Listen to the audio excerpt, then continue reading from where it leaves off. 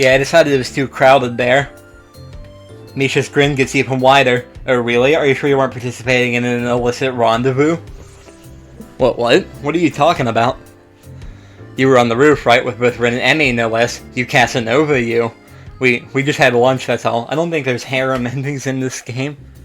That could be interesting, though, but I doubt there is. Misha burst into laughter, drawing the attention of several of my classmates.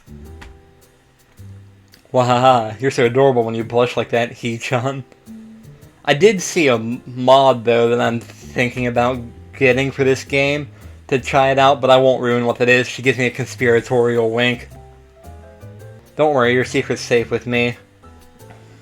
There's no secret. Oh. Misha seems disappointed and then brightens up again. Time will tell. I don't know what the hell she's talking about, but blessedly our teacher comes in and the class starts.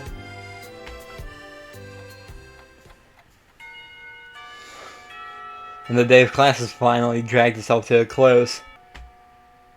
And I think I managed to stay awake for the whole day. I'm pretty sure that counts as a miracle. My legs seem unwilling to stand up for a moment.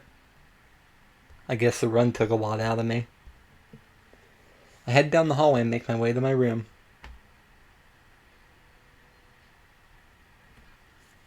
I sit down and half-heartedly chip away at my homework for a while, feeling like a vulture picking a particularly unsavory carcass. Questions that need answering. It knows this is what it eats, but it's not sure that it shouldn't be ordering takeout instead. I don't think I can take this, but it's important to get my work done. Now let's see, what was I supposed to be looking over again? I know it's a losing battle, but I fight it anyway. Halfway through my math homework, I put my pencil down. This isn't working. I need a distraction. Unfortunately, my options for distractions are rather slim. I'm not in the mood to read right now. Kenji's usually out of his room at the moment. If I go to the student council room, I'll just end up doing work for those two. And heaven only knows where everyone else is except for... Well, I suppose that's an option. I grab my shoes and head for the track. Emmy's probably down there. Track ride is just ending as I arrive at the track. The sun's beginning to dip low in the sky. Has it really gotten that late already? What are you doing down here, Hisao? Come to spy on me, have you? I give a shrug. To be honest, I'm not sure why I'm down here. I didn't have anything better to do. I figure that's about right. At the moment, Emmy's the only person I can think of who I could visit. So I'm your last resort, am I? Nobody cool around, so I'll just go see Emmy. Is that what you thought? She actually looks angry. A chance for some teasing my own presents itself. Actually, yeah, I guess you are. Emmy pouts, widening her eyes to give the maximum amount of puppy dog resemblance. Kidding, I was kidding. So you are down here to stalk me. Wait, what? That's not what I meant. Why would I stalk you anyway? It's not like you require stalking. You're not a sleeper in class, you're down here, right?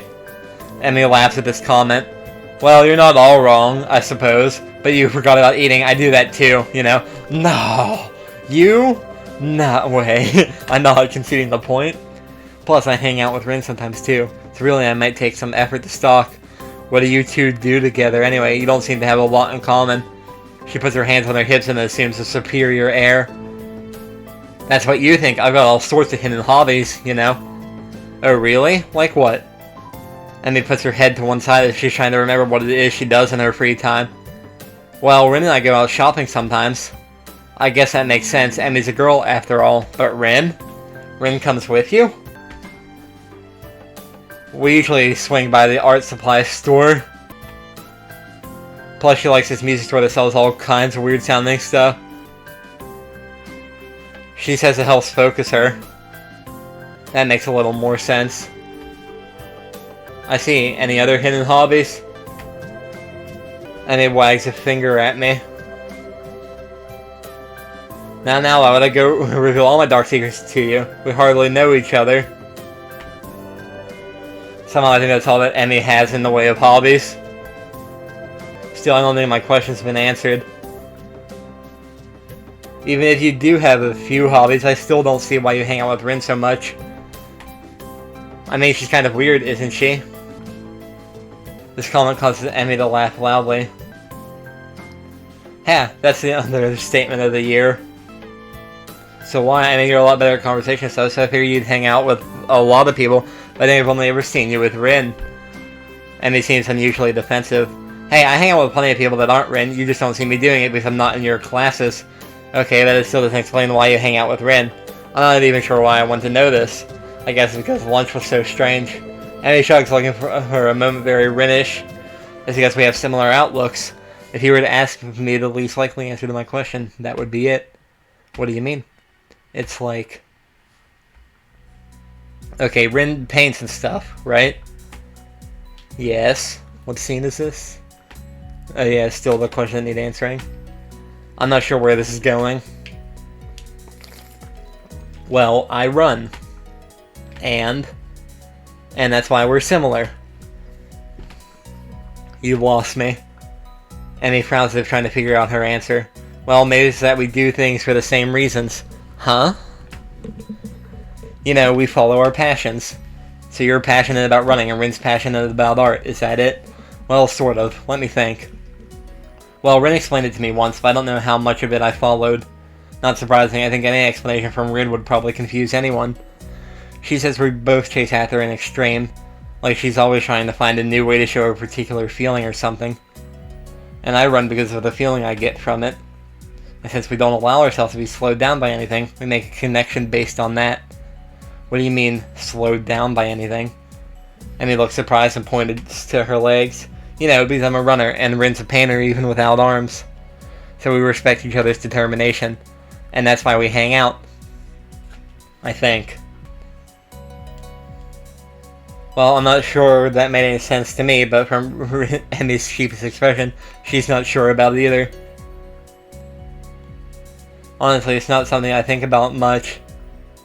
I don't know why I almost read that second time. We just get along. I think that's really all that matters. I suppose she gets the point that she's got a point there. Another question strikes me, since I've got nothing better to do, I ask it. So what got you so into running, anyway? Oh, I've been running since I was really little. My dad was a runner, and so as soon as I could walk, he started teaching me how to run. It was our father-daughter thing, you know? Our own mutual hobby. Why she looks sad. A shadow crosses her face. I'm shocked to see her looking sad. Did something happen to her dad? Did something happen between them? Man, I don't have a lot of time left. Sorry, but I've got a few more laps in. I've got to get a few more laps in before I go see the nurse. She races off around the track, her hair streaming in the wind. It seems to me she's going a lot faster than she was this morning. As she rounds the track, I catch a glimpse of her face. It's much the same as it was this morning, but her eyes seem to have taken on a harder edge. I guess she's right. I don't really know much about her. I watch her run for a little while and then stand up to head back to my room. Hey! She spots me leaving and waves to catch my attention. Don't forget, same time tomorrow morning. Got it? Got it. I head back to my room. Homework beckons. I can't sleep. My body's tired, but my mind is kept awake, staring at the ceiling in the hollow darkness of my room. I grasp desperately for a thread of thought, hoping that I can run my brain into the ground.